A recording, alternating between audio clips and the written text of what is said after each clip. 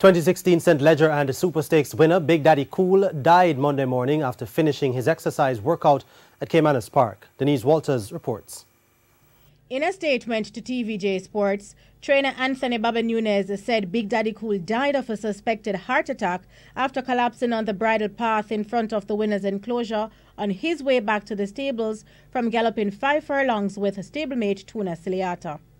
He captured the Viceroy Trophy on June 30, his second time out this season, winning by 5 lengths ahead of stablemate Houdini's Magic, Superluminal and reigning Horse of the Year Will in Charge.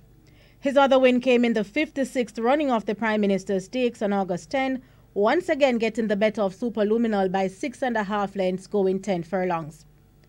One of the better two-turn horses at Caymanas Park, Big Daddy Kool managed to defeat Shiza Manita for the first time last December in the Miracleman Cup, helping his owner Stephen Narayan Singh to a second Owners' Championship after aiding in the first title in 2016.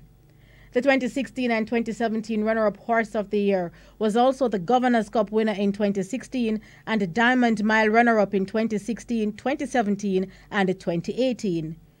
Big Daddy Kool's year-to-date earning was over $2 million and his lifetime earnings was over $23 million.